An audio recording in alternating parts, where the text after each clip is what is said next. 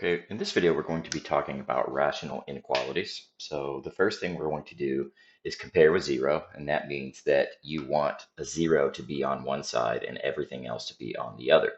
That's true here already. And this one, we'll have to move some stuff over. We'll have to move that 5 over to make it compare with zero. After that, you put in your restricted values. So a restricted value would be where the denominator is equal to zero, right? So we'd set the denominator equal to zero and find the restricted values. And then we've got to find our zeros, which means we put the numerator equal to zero and solve.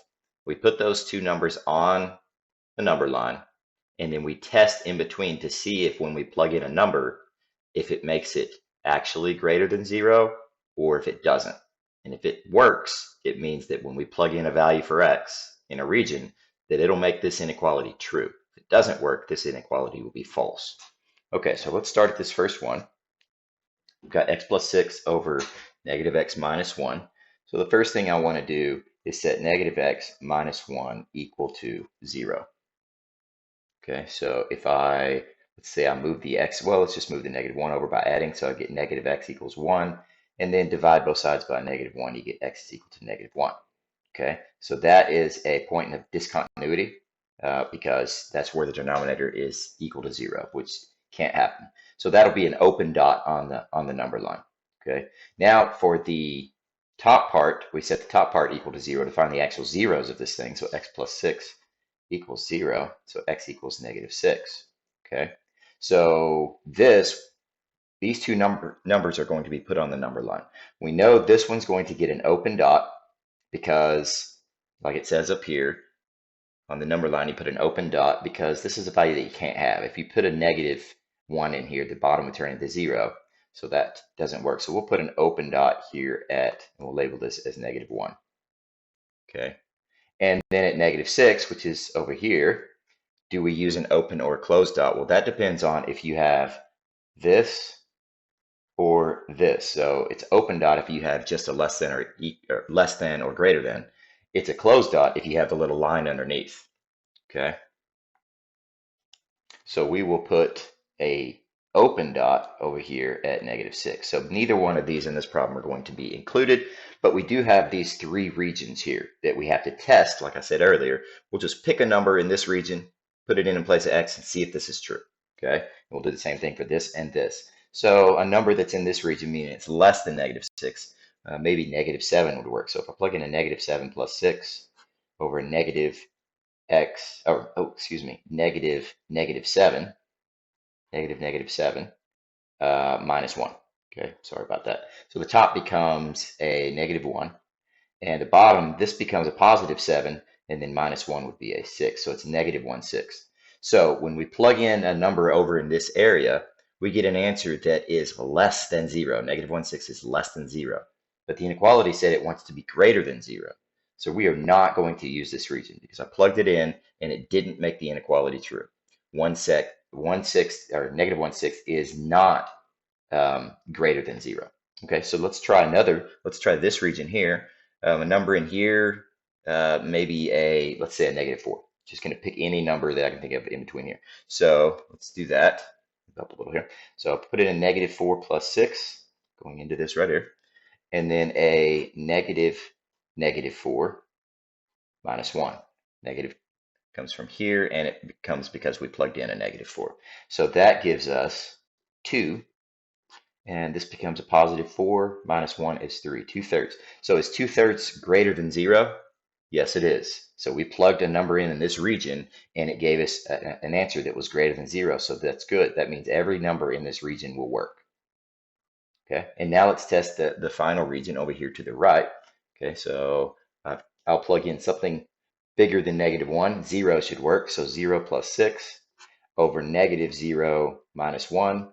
Obviously, that's just 6 over negative 1, which is negative 6. Okay, negative 6 is not greater than 0, so this is not part of the solution. So our solution on the number line looks like this, between 6 and negative 1, not including. And on interval notation, it would look like this.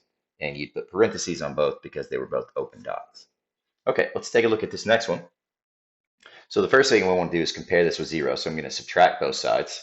I'm going to subtract 5 from both sides. So I get 15 over x minus 7 minus 5 is less than or equal to 0. So I subtracted 5. That's one of the minus 5s over there. Now I need to get this thing written all as a fraction. So the common denominator, remember you could put a 5 over 1. So the common denominator would be this. So I'm going to have to multiply the top and bottom of this thing by x minus 7. X minus 7. Okay, that will give us a common denominator. So now we can just write the one denominator with the x minus 7 on bottom. And the top would be 15 minus, let's go ahead and distribute these two. Negative 5 times x is negative 5x. And then negative 5 times negative 7 is positive 35. Is less than or equal to 0. Okay, let's combine those terms there. So that will give us, let's see, it's going to be 50 minus 5x over x minus 7. Less than or equal to 0. So we had to do a little bit of work on that because the 5 was over there instead of a 0, but we've got it all written as one fraction now and 0 on the other side. So we're good. So now let's do the two things that we did last time. First, we'll set the denominator equal to 0 and solve to get our point of discontinuity. So move the 7 over, get x equals 7. So that's going to get an open dot.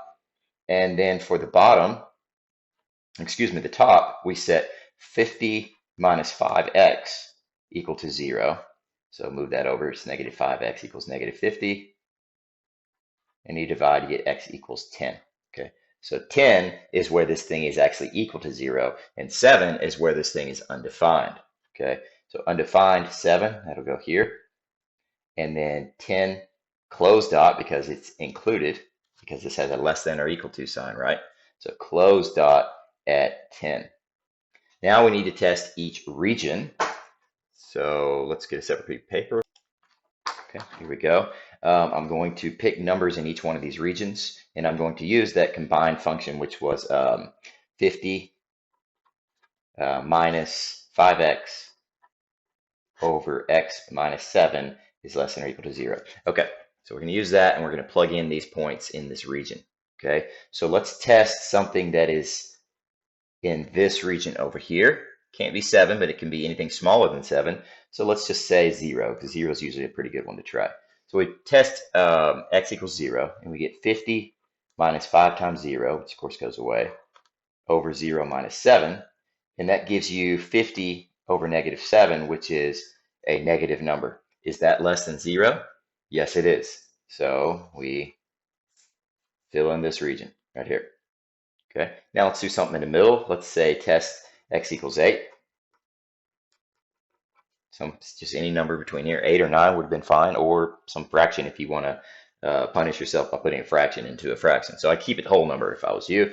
We're just going to test an 8. So it would be 50 minus 5 times 8 over 50 minus 7, which becomes, see, this is a 40. That's 10 on top and a 43 on bottom. That is positive. We want it to be less than 0. So this is not the region that we're going to shade because we got a positive number, but our thing said that we need to get a number that's less than or equal to 0. All right, finally, let's test that final region. Some number over here, we'll just say 11. It's the closest on the other side of 10, so 11. And I get 50 minus 5 times 11 over 50 minus 11. Okay, so the top becomes, let's see, that's negative 55, so negative 5. And the bottom becomes a 39. That is negative. Negative 5 over 39 is negative, so this region works. So we're going to shade in that region. Now, if you're asked to find interval notation on this, this would look like this. Negative infinity, because the line goes forever left in it. So as you start at negative infinity, you move this right, you stop at 7, but don't include it. So there's a parentheses. Start again at 10, and it looks like do include it, so I'll put a little bracket here to say that I am including that point, solid dot there, comma, infinity.